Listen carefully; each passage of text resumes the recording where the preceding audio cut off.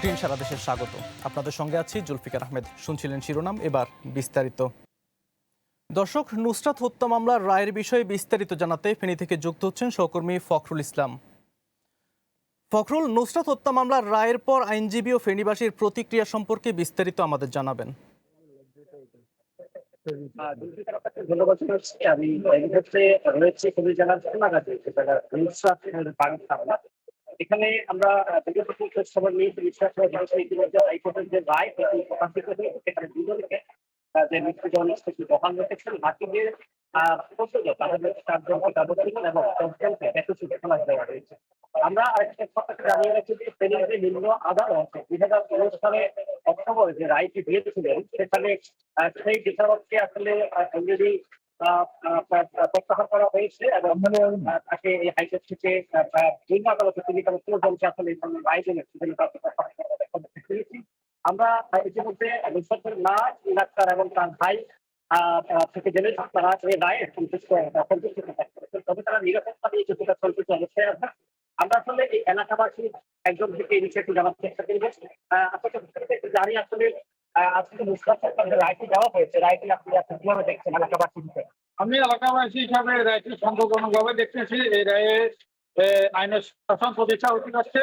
বাংলাদেশের নতুন প্রধানমন্ত্রী তারেক রহমানের শাসনের প্রথম একটি উপকার আমরা দেখতে পাচ্ছি।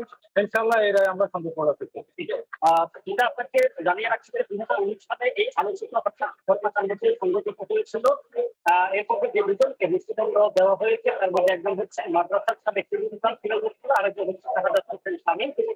তারা যে মৃত্যুদণ্ডের রায়টি ভিন্ন আদালতে দিয়েছেন, তাদের বিষয়ে অভিযোগের বিষয়ে বহাল রেখেছে।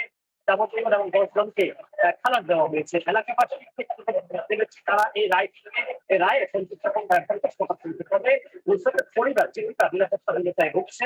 আমার কাছে এই ছিল ফেনী থেকে খবর। ফখরুল, আপনাকে ধন্যবাদ বিস্তারিত জানানোর জন্য। টানা গ্যাস সংকটে সাভারে বহু কারখানায় বন্ধ রয়েছে উৎপাদন।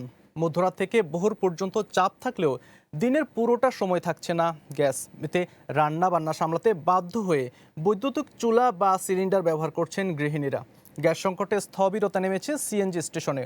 যদিও সব অভিযোগ নিয়ে কথা বলতে নারাজ তিতাস কর্মকর্তারা। সাভার থেকে সোহেল রানা জয়ের প্রতিবেদন, জানাচ্ছেন মৌসুমী মৌ। সাভার পৌরসভার কলেজ রোডের একটি বাড়ির চিত্র এটি। দিন কিংবা রাত কোনো সময়ে গ্যাসের দেখা মিলছে না, তাই রান্না করা হচ্ছে মাটির চুলায়। কেউ কেউ ব্যবহার করছেন সিলিন্ডার ও বৈদ্যুতিক চুলা। কিন্তু নিয়মিত গ্যাস বিল দেওয়া সহ জ্বালানিতে খরচ বাড়ায় ক্ষুব্ধ গ্রাহকরা। গ্যাস না থাকলে পোলাভানে রান্ধতে বাইরে খিলে বিখে পোলাভান অফিস করবি কিভাবে? রান্না বসাইছি, ভাতরা বলো কাইসা 9:30 গ্যাস গেছি গিয়া। তো কি অবস্থা, আবার লাকড়িতে দিতে হয়। গ্যাস থাকে না, আবার কারেন্ট থাকে না, মানে চাকরি বাকরি করি আমরা, রাঁধতে পারি না ঠিক মতো। একই অবস্থা সিএনজি স্টেশনগুলোর। আমিনবাজার, হেমায়েতপুর ও সাভার পৌরসভার 7টি সিএনজি স্টেশনের মধ্যে 5টিতে গ্যাসের চাপ থাকে না। এতে ভোগান্তির পাশাপাশি আয় কমে যাওয়ায় বিপাকে চালকরা। গ্যাসের অবস্থা খুব খারাপ। এই গ্যাসটার নিয়ে আমরা কোনো গাড়ি চালাইতে পারতেছি না। রাত দিন 24 ঘন্টা একটা পাম্পে ঢুকলে আমাদের মনে করেন 4 ঘন্টা 5 ঘন্টা চলে আসে। ব্যবসায়ী জানান, সাধারণ সময়ের চেয়ে কয়েক গুণ কমে গ্যাসের চাপ 2 থেকে 3 পিএসআইতে নেমে এসেছে। ফলে বিকল্প জ্বালানি দিয়ে উৎপাদন করায় খরচ বাড়ায় দীর্ঘমেয়াদী ক্ষতির মুখে শিল্প মালিকরা। বিদ্যুৎ বিভ্রাটের কারণে আমাদের প্রসেস লসটা খুব বেশি হয়ে যাচ্ছে, ব্যয়ভারটা বেড়ে যাচ্ছে। হ্যাঁ, বিদ্যুতের যে অবস্থা, এতে করে বিজনেস করা খুব কঠিন হয়ে গেছে। জানতে চাইলে এসব অভিযোগ নিয়ে কথা বলতে রাজি না সাভার তিতাসের কোনো কর্মকর্তা। মৌসুমী মৌ, গ্রিন নিউজ ডেস্ক। দর্শক, এ নিয়ে আরও জানাতে সাভার থেকে যুক্ত হচ্ছেন সহকর্মী সোহেল রানা জয়। আর জয়, সাভারে গ্যাস সংকটের ভোগান্তি সহ সার্বিক বিষয় আমাদের জানাবেন।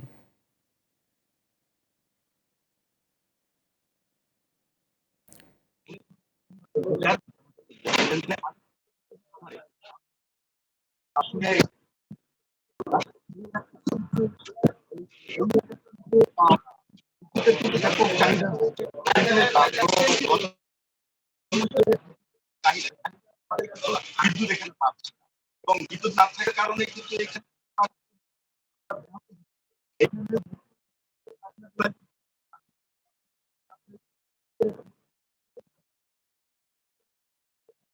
বলে যে বিদ্যুৎ যেভাবে যাচ্ছে,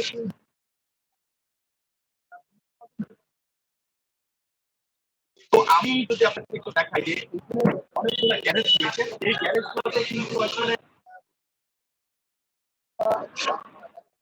মেরামত করার জন্য এখানে বিদ্যুৎ না থাকার কারণে তারা তাদের যে গাড়িগুলো কিন্তু তাদের মেরামত করতে পারে। তো এইখানে যদি আমি আপনাকে এখানে, যে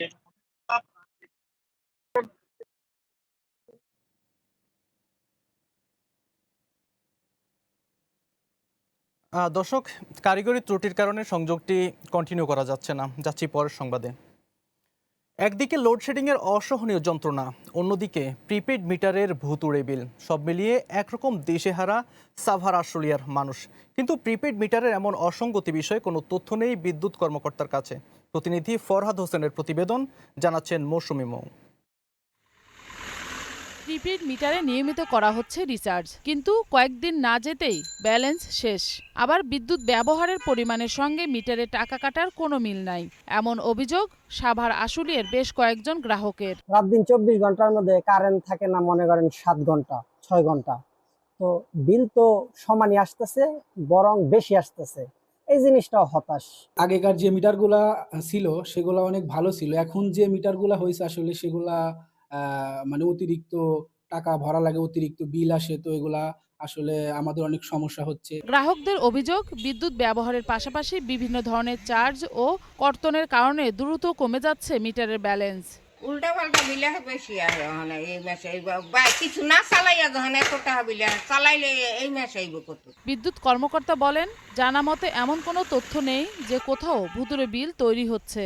আমরা তো রিডিং দেখে বিল করি, আপনার মিটারের রিডিং এর সাথে যদি অফিস থাকে আমি তদন্ত করে ব্যবস্থা নিব। মিটার আছে বাড়িতে, প্রত্যেকের মিটার আছে, আমি তো অনুমান করে বিল করার কোনো সুযোগ নাই। প্রিপেড মিটারের উদ্দেশ্য ছিল বিদ্যুৎ ব্যবহারের স্বচ্ছতা ও গ্রাহকের ভোগান্তি কমানো, কিন্তু এই মিটারই এখন গ্রাহকদের গলার কাটা। মৌসুমী মৌ, গ্রিন নিউজ ডেস্ক। দেশের বিভিন্ন জেলায় বাড়ছে ডেঙ্গুর প্রকোপ। রোগীর চাপ বাড়ায় সেবা দিতে বেগ পেতে হচ্ছে হাসপাতাল কর্তৃপক্ষকে। ডেঙ্গু মোকাবিলায় মশার প্রজনন স্থল ধ্বংসের পাশাপাশি জনসচেতনতার পরামর্শ দিয়েছেন চিকিৎসকরা। সারা দেশের ডেঙ্গু পরিস্থিতি জানাচ্ছেন জেরিন জামান। বরগুনায় জানুয়ারি থেকে এ পর্যন্ত ডেঙ্গু আক্রান্ত হয়েছেন 754 জন। চিকিৎসার পর হাসপাতাল থেকে সুস্থ হয়ে বাড়ি ফিরেছেন 701 জন। বাকিরা এখনও চিকিৎসাধীন। সবশেষ 24 ঘন্টায় বিভিন্ন হাসপাতালে ভর্তি হয়েছে 30 জন। পরীক্ষায় দেখছে যে তোমার ডেঙ্গু রোগ শুরুতে আইছে, এখন তোমার হাসপাতালে ভর্তি হতে। চাঁদপুরেও বাড়ছে ডেঙ্গুর প্রকোপ। এ পর্যন্ত চিকিৎসা নিয়েছেন 347 জন। হাসপাতালে বাড়ছে রোগীর আনাগোনা। নরসিংদী সদর এবং 100 শয্যা বিশিষ্ট জেলা হাসপাতালে 53 জন ডেঙ্গু রোগী ভর্তি আছে। এর মধ্যে সবশেষ একদিনে ভর্তি হয়েছে 15 জন। সিভিল সার্জন কার্যালয় জানায়, জানুয়ারি থেকে এখন পর্যন্ত চিকিৎসা নিয়েছে 522 জন ডেঙ্গু রোগী। টাঙ্গাইলের ঘাটাইলেও বাড়ছে ডেঙ্গু। গত 2 মাসে উপজেলা স্বাস্থ্য কমপ্লেক্সে শনাক্ত হয়েছেন 58 জন রোগী। পৌরসভার দায়িত্বে যারা আছেন তাদেরকে আমি অনুরোধ করব, আপনারা মেডিসিন দিয়ে অতি দ্রুত এই ডেঙ্গু নিধন শুরু করে দেন। যারা আমরা জনগণ আছি, আমরা সকলেই এই ডেঙ্গু রোগ নিয়ে আতঙ্ক আছি। ডেঙ্গু মোকাবিলায় কাজ করছে স্বাস্থ্য বিভাগ। ব্যাপারে আমরা সতর্ক আছি। এছাড়া আমাদের সাথে পৌরসভাও কাজ করছে। আমরা প্রতি শনিবার সাপ্তাহিক পরিষ্কার পরিচ্ছন্নতা দিবস বা বিশেষ অভিযান, পরিষ্কার ডেঙ্গি বিরোধী অভিযান আমরা চালাচ্ছি। ডেঙ্গু প্রতিরোধের কার্যক্রম স্বাস্থ্য বিভাগ সহ এবং জেলা প্রশাসন সহ, জেলা পুলিশ প্রশাসন সহ, আমি বলবো পৌরসভা সহ সবার সমন্বিত প্রয়াসে ডেঙ্গুটাকে একটা নিয়ন্ত্রণাধীন অবস্থায় নিয়ে আসা গেছে। ডেঙ্গুর বিস্তার রোধে মশার প্রজননস্থল ধ্বংসে কার্যকর উদ্যোগ নেওয়ার পাশাপাশি সবাইকে সচেতন হওয়ার তাগিদ দিয়েছেন সংশ্লিষ্টরা। জেরিন জামান, গ্রিন নিউজ ডেস্ক। বরগুনাতেও বাড়ছে ডেঙ্গুর প্রকোপ। দর্শক, জেলার ডেঙ্গু পরিস্থিতি জানাতে সরাসরি যুক্ত হচ্ছেন সহকর্মী আবুল হাসান। আবুল, বরগুনায় ডেঙ্গু সংক্রমণ ও চিকিৎসা সেবা নিয়ে কি তথ্য রয়েছে আপনার কাছে, আমাদের জানাবেন।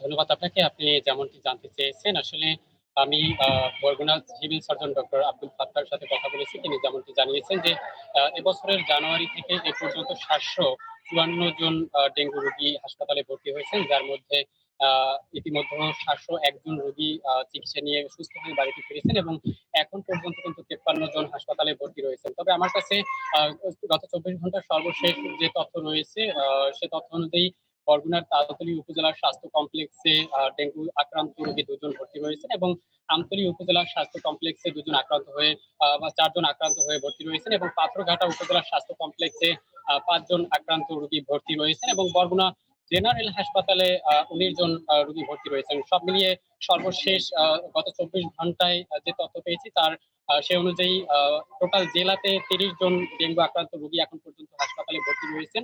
আরেকটি বিষয় আপনাকে জানাতে চাই যে গত বছর কিন্তু এটি বরগুনা জেলাকে ডেঙ্গুর হটস্পট হিসেবে ঘোষণা করা হয় এবং সারা জেলা জুড়ে কিন্তু ডেঙ্গু মোকাবেলায় কিন্তু তোড়জোড় আমরা দেখেছি এবং পৌরসভা এবং উপজেলা পরিষদের পক্ষ থেকে কিন্তু আমরা দেখেছি যে মশা নিধনের জন্য স্প্রে ব্যবহার করা হয়েছিল। কারণ আপনি জানেন যে গত বছর কিন্তু বাংলাদেশের সব থেকে বেশি আক্রান্ত সংখ্যা ছিল বরগুনা জেলাতে। বরগুনায় প্রায় গত বছর জানুয়ারি থেকে ডিসেম্বর পর্যন্ত কিন্তু প্রায় ১০,০০০ রোগী আক্রান্ত হয়েছিল এই ডেঙ্গু রোগে এবং সেক্ষেত্রে কিন্তু এবছর আমরা স্বাস্থ্য বিভাগের সাথে কথা বলে যতটুকু জেনেছি যে গত বছরের তুলনায় কিন্তু ডেঙ্গুর প্রকোপ অনেকটাই কম। এবছরের জানুয়ারি থেকে এ পর্যন্ত কেবলমাত্র ৭৫৪ জন হাসপাতালে ভর্তি হয়েছেন এবং আমরা সাধারণ মানুষের সাথে কথা বলেছি। তবে সাধারণ মানুষের এই অভিযোগ রয়েছে, চিকিৎসা খাতেও তাদের অভিযোগ রয়েছে। যেমন বরগুনা জেনারেল হাসপাতাল সহ যে কয়েকটি হাসপাতাল রয়েছে এই হাসপাতালগুলোতে কিন্তু পর্যাপ্ত পরিমাণে চিকিৎসক নেই, চিকিৎসক সংকট রয়েছে এবং পাশাপাশি তারা যে সঠিক চিকিৎসা সেটা কিন্তু আসলে বরগুনায় পাচ্ছেন না, এমনটাই দাবি করছেন সাধারণ মানুষ। এবং পৌরসভার বাসিন্দাদের সাথে গতকাল থেকে কথা বলেছি, তারা যেমনটি জানিয়েছেন, আজকে সকালেও কথা বলেছি, তারা জানিয়েছেন যে পৌরসভা কর্তৃক যে মশা নিধনের জন্য স্প্রে ব্যবহার করা হয় এটা আসলে খুবই নামমাত্র এবং সামান্য, যেটা বরগুনা পৌরসভা সহ অন্যান্য যে সকল উপজেলা রয়েছে এই উপজেলাবাসীর জন্য কিন্তু আসলে এটা পর্যাপ্ত পরিমাণ না বলে মনে করেন এই জেলার বাসিন্দারা। তো দেখা যাচ্ছে বরগুনা জেলাতে এই যেহেতু গত বছর ডেঙ্গু সংখ্যা পর্যন্ত দিন দিন আক্রান্ত হচ্ছে এবং আক্রান্ত সংখ্যা বাড়ছে, সেক্ষেত্রে এখনই এই ডেঙ্গু মোকাবেলায় কিন্তু পর্যাপ্ত পদক্ষেপ গ্রহণ করা দরকার বলে মনে করেন বিশেষজ্ঞরা। এবং আমরা যতটুকু জেনেছি এখন পর্যন্ত কিন্তু পৌরসভা থেকে আসলে গুরুত্বপূর্ণ কোনো ভূমিকা পালন করা হয় নাই এবং তারা কিন্তু ডেঙ্গু মোকাবেলায় কিন্তু এখন পর্যন্ত আমরা তাদের তেমন কোনো তৎপরতা দেখিনি। এই ছিল বরগুনা থেকে আমার কাছে সবশেষ। আবুল, আপনাকে ধন্যবাদ। যাচ্ছি পরের সংবাদে। বান্দরবান পার্বত্য জেলা পরিষদের ১১তম অন্তর্বর্তীকালীন পরিষদের চেয়ারম্যান ও নতুন সদস্যরা আনুষ্ঠানিকভাবে যোগদান ও দায়িত্ব গ্রহণ করেছেন। সোমবার বান্দরবান জেলা পরিষদ হলরুমের নতুন পরিষদ দায়িত্ব গ্রহণ করেন। নবনিযুক্ত চেয়ারম্যান মিসেস মেমা চিং বলেন, বান্দরবানের শান্তি, প্রগতি ও স্থানীয় জনগোষ্ঠীর সার্বিক জীবনমান উন্নয়নে পরিষদ কার্যকর ভূমিকা পালন করবে। এ সময় তিনি পরিষদের বিভিন্ন কাজের গতি ত্বরান্বিত করতে সবার সহযোগিতা কামনা করেন।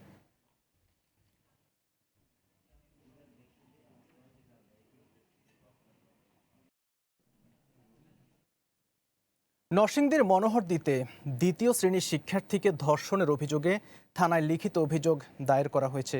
এতে বলা হয়, গত বৃহস্পতিবার দুপুরে বাড়ির উঠানে খেলা করার সময় টাকার প্রলোভনে শিশুটিকে নিজ ঘরে নিয়ে ধর্ষণ করে অভিযুক্ত সামেদ ভূঁইয়া। ঘটনা ফাঁস না করলে মেরে ফেলার হুমকিও দেয়া হয়। এতে শিশুটি কাউকে কিছু না জানালেও শারীরিক অবস্থার অবনতি হলে শনিবার মাকে ঘটনাটি বলতে বাধ্য হয়। মনোহরদী থানার ভারপ্রাপ্ত কর্মকর্তা জানান, অভিযুক্তকে গ্রেপ্তারের চেষ্টা চলছে। মৌলভীবাজারে লোডশেডিংয়ের সংকটে পড়েছে চা শিল্প। দিনে গড়ে ৭ থেকে ৮ ঘন্টা বিদ্যুৎ না থাকায় স্বাভাবিক সক্ষমতার চেয়ে প্রায় ৪০% কমেছে উৎপাদন। বাড়ছে জ্বালানি খরচ, নষ্ট হচ্ছে কাঁচা পাতা। মৌলভীবাজার সংবাদদাতার প্রতিবেদন, জানাচ্ছেন জেরিন জামান। তীব্র লোডশেডিংয়ের মুখে দেশের অন্যতম প্রধান অর্থনৈতিক খাত চা শিল্পে স্থবিরতা নেমে এসেছে মৌলভীবাজারে। জেলার ৯৩টি চা বাগান থেকে দেশের প্রায় ৬৪% চা উৎপাদিত হয়। কিন্তু ভরা মৌসুমে বিদ্যুৎ সংকটের কারণে কারখানাগুলোর উৎপাদন সক্ষমতা কমেছে প্রায় ৪০%।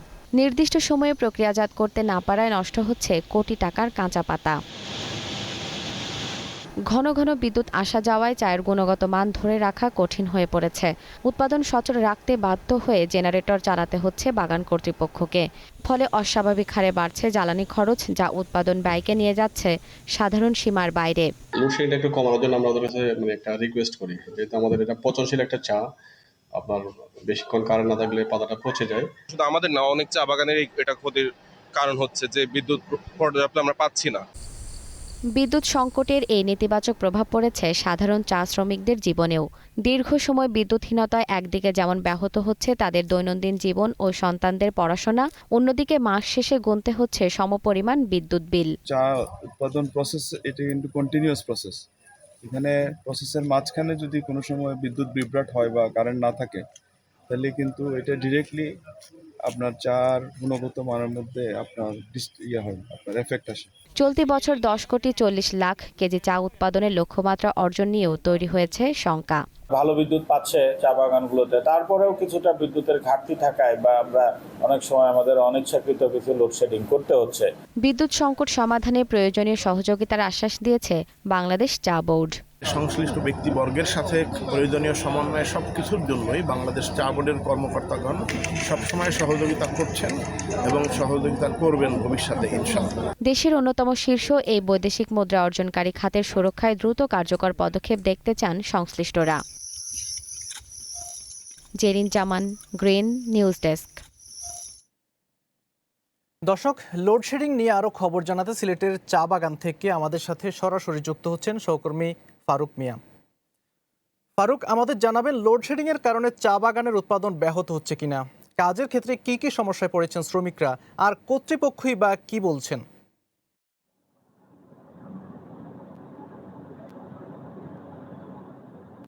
জুলফিকর, আপনি যেমনটি বলছিলেন, আমি এই মুহূর্তে রয়েছে কিন্তু ন্যাশনাল টি কোম্পানির ঠিক সামনে দাঁড়িয়ে রয়েছে এবং আপনি জানেন যে মৌলভীবাজার এবং সিলেটে কিন্তু 94টি চা বাগান রয়েছে। এর মধ্যে সব থেকে বেশি কিন্তু মৌলভীবাজার যে চা বাগান ফ্যাক্টরি গুলো রয়েছে, যেখান থেকে চা শিল্প উৎপাদন করা হয়, সেখানে কিন্তু সব থেকে বেশি সমস্যা ব্যাহত হচ্ছে। এবং সিলেটের যে ফ্যাক্টরির সামনে আমি দাঁড়িয়ে আছি, এখানে কিন্তু 1-2 বার লোডশেডিং হলে কিন্তু 1 থেকে 2 ঘন্টা লাগে মেশিন গুলো চালু হতে বিদ্যুৎ আসার পর। সেক্ষেত্রে কিন্তু অনেক সময় ড্রাইং এবং কাটিং করা যে পাতাগুলো রয়েছে সেগুলো কিন্তু অনেক সময় পচে যায়, যার ফলে কিন্তু অনেকটা লসের সম্মুখীন হতে হয় চা শিল্পের কোম্পানিগুলো যারা রয়েছে তারা। এবং যারা শ্রমিক রয়েছে তারাও কিন্তু অনেক সময় বিদ্যুৎ না থাকার কারণে কিন্তু তারা বসে থাকেন, সে ফলে কিন্তু শ্রমিকদেরও একটা সমস্যা হয়ে দাঁড়ায়। এবং আপনি জানেন যে এই মেশিনগুলো কিন্তু 24 ঘন্টায় চলে এবং যে জেনারেটরের মাধ্যমে যদি এই মেশিনগুলো চালাতে যায় তাহলে কিন্তু কর্তৃপক্ষের দ্বিগুণ করে বেড়ে যায়, যার ফলে কিন্তু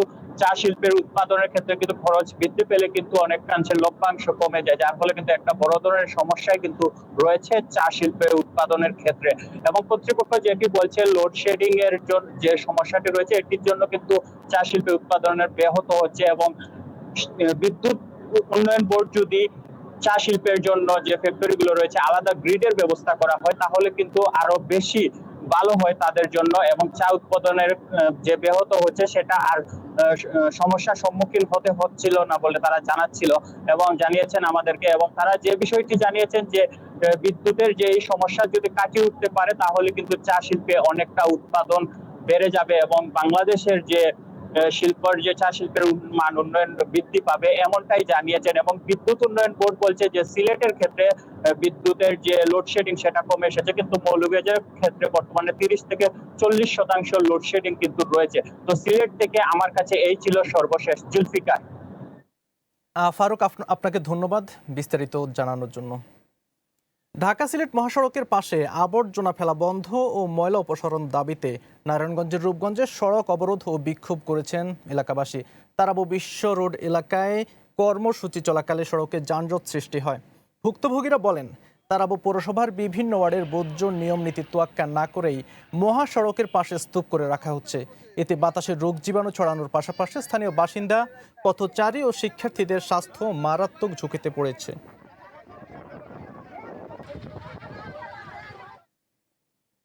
লেখাপড়ার সাথে খেলাধুলা করি, সুস্থ ও সুন্দর জীবন গড়ি, এই স্লোগানে বাগেরহাট সরকারি প্রাথমিক বিদ্যালয় শিক্ষার্থীদের মাঝে ফুটবল বিতরণ ও বৃক্ষরোপণ কর্মসূচি অনুষ্ঠিত হয়েছে। জেলা বিএনপির সমন্বয়ক এম এ সালামের সহযোগিতায় এর আয়োজন করা হয়। কর্মসূচির অংশ হিসেবে শহরের বিভিন্ন সরকারি প্রাথমিক বিদ্যালয়ের শিক্ষার্থীদের ফুটবলের পাশাপাশি পরিবেশের ভারসাম্য রক্ষায় গাছের চারা বিতরণ করা হয়। শিক্ষার্থী ও সমাজের কল্যাণে এ ধরনের সামাজিক কার্যক্রম অব্যাহত রাখার কথা জানান উদ্যোক্তারা। মানিকগঞ্জে জরায়ুমুখ ক্যান্সার প্রতিরোধে জনসচেতনতামূলক আলোচনা সভা অনুষ্ঠিত হয়েছে। সকালে মানিকগঞ্জ সরকারি মহিলা কলেজে আয়োজিত সভায় সভাপতিত্ব করেন কলেজের অধ্যক্ষ প্রফেসর তুহিন সুলতানা। প্রধান অতিথি ছিলেন গাইনিরোগ বিশেষজ্ঞ প্রফেসর ডাক্তার রওশনারা বেগম। সভায় বক্তারা বলেন, জরায়ুমুখ ক্যান্সার একটি মারাত্মক রোগ হলেও সচেতনতা ও সময় মতো চিকিৎসার মাধ্যমে এর ঝুঁকি কমানো সম্ভব।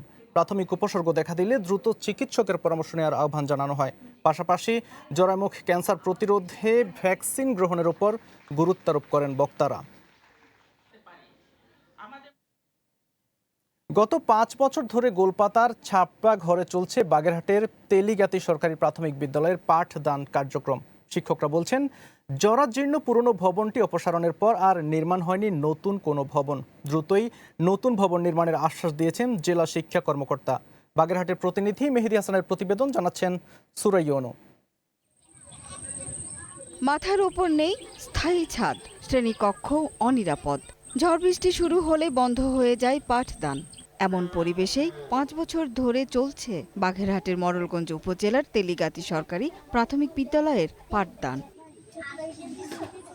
২০২১ সালে পুরনো ভবনটি অপসারণের পর আর নির্মাণ হয়নি নতুন ভবন। একাধিকবার প্রস্তাব পাঠানো হলেও নতুন ভবনের জন্য মেলেনি বরাদ্দ। ফলে গোলপাতায় ছাউনি বানিয়ে কোনো মতে পাঠদান চালু রাখা হয়েছে। শিক্ষার্থীরা জানায়, সামান্য বৃষ্টি হলেই ছাউনির ফাঁক গলে পানি পড়ে ভিজে যায় বই খাতা। ফ্যান না থাকায় গরমের সময়ও টেকাদায় হয়ে পড়ে। আমাদের বিদ্যালয়ে দেখেন চালের থেকে পানি পড়ে, আমাদের ক্লাস করতে অসুবিধা হয়। আমাদের ভাঙাচোরা গোল পাতার ছাউনি, রাস্তাঘাট খুবই খারাপ। আমাদের একটি ভবন দরকার। এ নিয়ে শিক্ষক ও অভিভাবকরাও হতাশ। আমাদের বিদ্যালয়ের জন্য আমরা ঊর্ধ্বতন কর্তৃপক্ষের কাছে বহুবার আবেদন করছি, কোনো সুফল এখন পর্যন্ত পাইনি। আমরা ঊর্ধ্বতন কর্তৃপক্ষের কাছে আকুল আবেদন, ১৯০ নং স্কুলের কোমলমতি শিক্ষার্থীদের কথা চিন্তা করে হলেও এখানে একটা ভবন দ্রুত দেওয়ার ব্যবস্থা করবেন। এই জায়গায় আমরা একটা স্কুল ভবন চাই, যে ছাত্রছাত্রীও সুন্দরভাবে পড়াশোনা করুক, স্যাররাও থাকুক। মানসম্মত শিক্ষা নিশ্চিতে নতুন ভবন নির্মাণে ব্যবস্থা নেওয়ার আশ্বাস দিয়েছেন জেলা প্রাথমিক শিক্ষা কর্মকর্তা।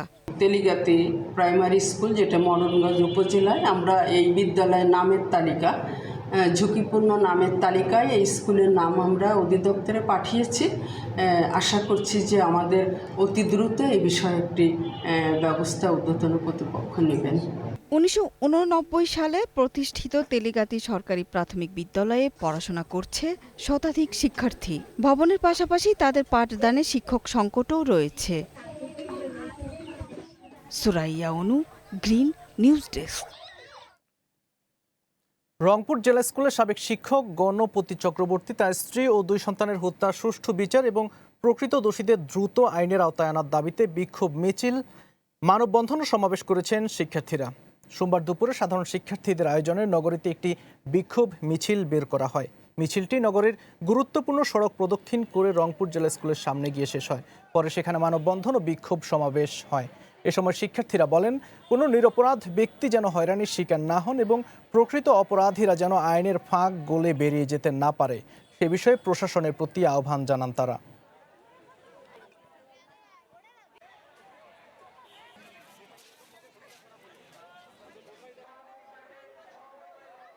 আমাদের দাবি, আমাদের এই বিষয়টা আরও সুস্থ তদন্ত করা উচিত এবং খুনিদের যথাযথ শাস্তি দেওয়া উচিত। স্যারের খুনির আমরা যে সাজা পাওয়ার কথা সেটা যদি আমরা না পাই, আমরা অনির্দিষ্টকালের জন্য আমাদের কর্মসূচি চালিয়ে যাব।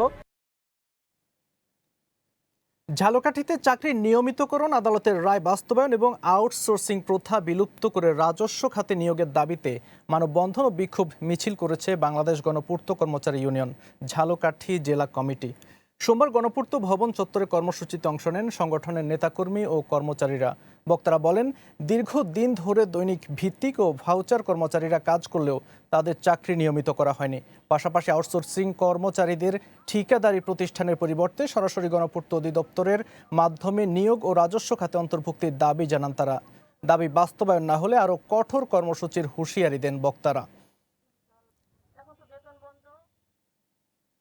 সামাজিক যোগাযোগ মাধ্যমে অপপ্রচারে জড়িতদের বিরুদ্ধে ব্যবস্থা নেওয়ার দাবি জানিয়েছেন জামালপুরের মেলান্দহ উপজেলা বিএনপি নেতাকর্মীরা। সকালে দুরমুঠ ইউনিয়ন পরিষদ চত্বরে এক সংবাদ সম্মেলনে ইউনিয়নের তারা অভিযোগ করেন, জামালপুরের হালচাল নামের একটি ফেসবুক আইডি থেকে সুধীজন, মুক্তিযোদ্ধা, শিক্ষক, ইমাম মুয়াজ্জিন সহ বিভিন্ন ব্যক্তিকে নিয়ে মিথ্যা ও হয়রানিমূলক তথ্য ছড়ানো হচ্ছে। এআই প্রযুক্তিতে তৈরি ছবি ব্যবহার করেও বিভ্রান্তি ছড়ানোর অভিযোগ করেন তারা। অপপ্রচারে জড়িতদের শনাক্ত করে আইনি ব্যবস্থা নেওয়ার দাবি জানান বক্তারা।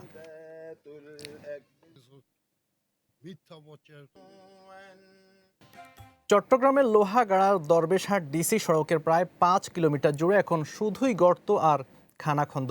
দীর্ঘদিন সংস্কার না হওয়ায় উঠে গেছে কার্পেটিং, বেরিয়ে এসেছে ইট। এতে প্রতিদিন ভোগান্তিতে পড়েছেন চালক ও পথচারীরা। সড়কটির সংস্কারে দ্রুত উদ্যোগ নেওয়া হবে বলে জানিয়েছে এলজিডি। চট্টগ্রাম দক্ষিণ প্রতিনিধি এহতেশামুল হকের প্রতিবেদন, জানাচ্ছেন ইসমত আরাউনু। চলাচলের অনুপযোগী হয়ে পড়েছে চট্টগ্রামের লোহাগাড়ার দরবেশহাট ডিসি সড়ক। দরবেশহাট তাজমহল কমিউনিটি সেন্টার এলাকা থেকে এমচরহাট, মাস্টারপাড়া টার্নিং পয়েন্ট, গৌরস্থান ও নয়াবাজার হয়ে হাসনাভিটা পর্যন্ত সড়কের বিভিন্ন অংশে উঠে গেছে কার্পেটিং। তৈরি হয়েছে ছোট বড় অসংখ্য গর্ত। এসব সড়কে প্রতিদিন ঝুঁকি নিয়েই চলছে যানবাহন, ফলে বাড়ছে দুর্ঘটনার সংখ্যা। গর্তের ভিতরে গাড়ি অনেক সময় পড়ি, যে মানে গাড়ির যে সমস্যা যে বাঙ্গাইন দেখি লোড গাড়ি আইতে গাড়ি হবার গাড়ি উল্টে গিয়ে এটা তো কষ্টের সীমা নাই। কি চাই মানে কি, আপনার দেখেন আমি যে বাইক নিয়ে আসলাম, মানে খুবই বাজে অবস্থা, নিজের শরীরের অবস্থা খারাপ। আমি তো একজন সুস্থ সবল মানুষ। চিন্তা করে দেখেন, এখানে একজন ম্যাটারনিটি মহিলা যদি যায়, একজন মাতৃ প্রসবকালীন যাবে, যে এরকম একজন মহিলা, ওনার অবস্থাটা কি হবে? শুধু চালক কিংবা পথচারী নন, এই দুর্ভোগের বড় ভুক্তভোগী শিক্ষক, শিক্ষার্থীরাও। লেখাপড়া আসতে যাতে খুব দেরি হয়ে যার গই, আর এদিকে আর কষ্ট হওয়ার বেশি। আমরা এই রাস্তা দিয়ে প্রত্যেকদিন যাওয়া আসা করি, আমাদের অনেক দুর্ঘটনা হয়। এখানে আমার সাইকেল নিয়ে আসতে কষ্ট হয়। আমরা হাঁটা চলা করতে পারছি না, মসজিদে যেতে পারছি না, স্কুল মাদ্রাসা শিক্ষার্থী ছাত্ররা যেতে পারছে না। সড়কের কথা স্বীকার করে দ্রুত সংস্কারের উদ্যোগ নেওয়ার কথা জানিয়েছেন এলজিইডি। ইমার্জেন্সি মেইনটেনেন্সের আওতায় সেখানে এইচবিপি করার উদ্যোগ গ্রহণ করেছে ইতিমধ্যে, এবং সেইভাবে মেরামত করার জন্য বর্তমানে ইউনো মহোদয় বরাদ্দ প্রদান করেছেন, এবং ইনশাআল্লাহ খুব দ্রুত কাজ শুরু হবে সেখানে। শুধু প্রতিশ্রুতি নয়, দ্রুত সংস্কারের পদক্ষেপ নিতে সংশ্লিষ্ট কর্তৃপক্ষের প্রতি আহ্বান জানিয়েছেন স্থানীয়রা। ইসমত আরাউনু, গ্রিন নিউজ ডেস্ক। মেঘনা নদীর ভাঙনে নরসিংদীর রায়পুরার বসতবাড়ি, মসজিদ, ফসলি জমিসহ বহু অবকাঠামো নদীগর্ভে বিলীন হচ্ছে। নদীপাড়ের বাসিন্দারা বলছেন, গত 3 দশক ধরে রায়পুরার চরসুবুদ্দি ইউনিয়নের মহেশ বের গ্রাম ও এর আশেপাশের এলাকায় মেঘনার ভাঙন অব্যাহত আছে। এর মধ্যে নদীগর্ভে বিলীন হয়েছে বহু বসতভিটা, মসজিদ ও ফসলি জমি। এছাড়া হুমকির মুখে আছে আরও বসতভিটা, শত শত ফসলি জমিসহ বহু অবকাঠামো। তবে পানি উন্নয়ন বোর্ড বারবার জিও ব্যাগ ফেললেও কোনো কাজে আসছে না। তাই নদী ভাঙন ঠেকাতে টেকসই বেড়িবাঁধ নির্মাণের দাবি তাদের।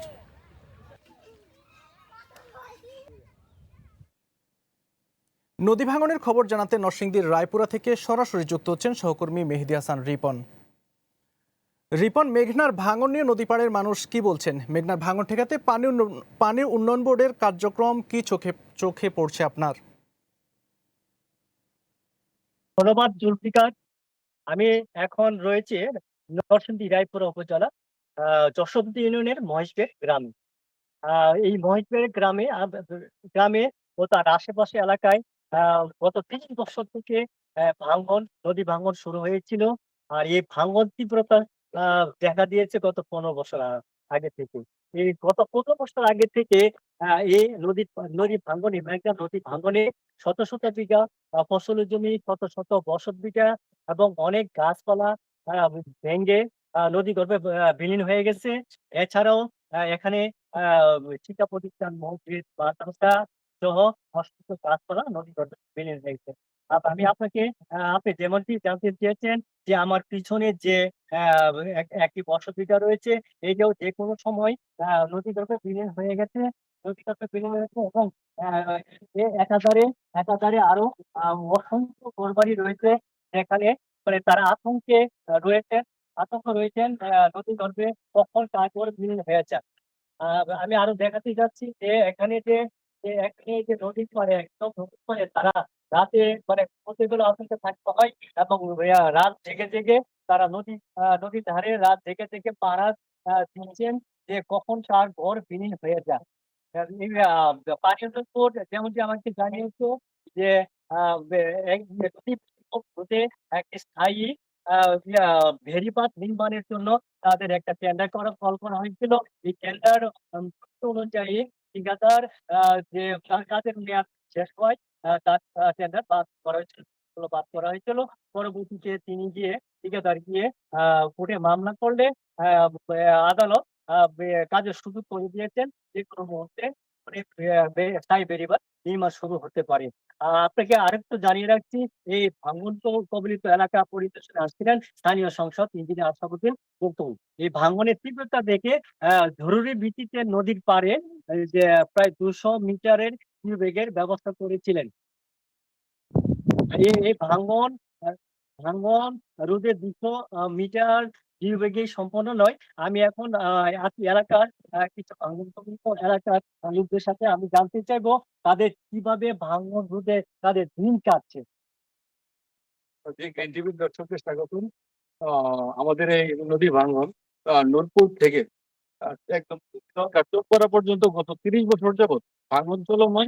লাস্ট 10-15 বছর ভাঙনের আকার ভয়াবহ আকার ধারণ করে। এর মধ্যে সমুদ্রের মহিষদের বল্লভপুর ভাটখোলা বরৈতলা গ্রামে ভাঙন একদম প্রকট আকার ধারণ করে। বিগত সরকারগুলো দৃশ্যমান কোনো ব্যবস্থা নেয়নি। আমাদের নতুন নির্বাচনের মাধ্যমে নির্বাচিত মাননীয় সংসদ সদস্য জনাব ইঞ্জিনিয়ার মোহাম্মদ আশরাফুদ্দিন বকুল ভাই কিছুদিন আগে ভাঙন পরিদর্শন করে ইমার্জেন্সি ভিত্তিতে 200 মিটার ডিউ ব্যাগ ফেলে অতি ভাঙন কবলিত এলাকা মহিষদেরকে রক্ষা করার জন্য একটি দ্রুত ব্যবস্থা নিয়েছেন। ইতিমধ্যে তিনি মাননীয় প্রধানমন্ত্রী বরাবর একটা ডিউ লেটার দিয়েছেন নূরপুর থেকে টংপাড়া পর্যন্ত যেন ফেরিবাদটি সম্পন্ন করা হয়। জি, আপনাকে ধন্যবাদ। জি, নরসিংদী রেফারেন্স থেকে নদীর ব্যাপারে এই ছিল আমার শেষ খবর। ধন্যবাদ। আর রিপন আপনাকে ধন্যবাদ। যাচ্ছি পরের সংবাদে। টাঙ্গাইলের ঘাটালে বিভিন্ন অনিয়মের দায়ে 2টি প্রতিষ্ঠানকে 35,000 টাকা জরিমানা করেছে জাতীয় ভোক্তা অধিকার সংরক্ষণ অধিদপ্তর। দুপুরে বাজার রোড এলাকায় অভিযানে গিয়ে হাজি বিরিয়ানি হোটেলে বাসি খাবার, পচা মাংস সংরক্ষণ ও বিক্রির প্রমাণ পায় ভোক্তা অধিদপ্তর। এছাড়া মিহির কসমেটিক্সে মেলে মেয়াদোত্তীর্ণ পণ্য বিক্রির প্রমাণ। পরে প্রতিষ্ঠান দুটিকে অর্থদণ্ড দেয় জাতীয় ভোক্তা অধিকার সংরক্ষণ অধিদপ্তর।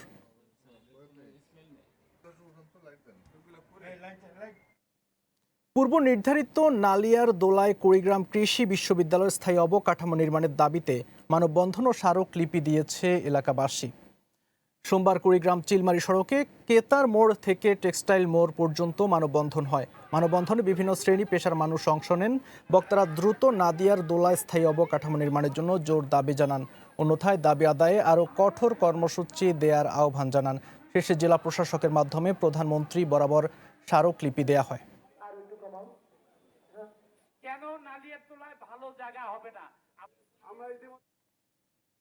নারায়ণগঞ্জ রূপগঞ্জে ওয়ান স্টপ সার্ভিস নাগরিক সেবার উদ্বোধন করা হয়েছে। সোমবার দুপুরে উপজেলা প্রশাসনের উদ্যোগে দাউদপুর ইউনিয়নে মাদ্রাসা মাঠে ওয়ান স্টপ সার্ভিস নাগরিক সেবা প্রদান উদ্বোধন করেন নির্বাহী কর্মকর্তা সাইফুল ইসলাম জয়। এতে উপস্থিত ছিলেন উপজেলা বিএনপি সভাপতি অ্যাডভোকেট মাহফুজুর রহমান, হুমায়ুন সহ অনেকে। নির্বাহী কর্মকর্তা বলেন, সেবা দিতে গ্রহীতাদের উপজেলা প্রাঙ্গণে আসতে হয়।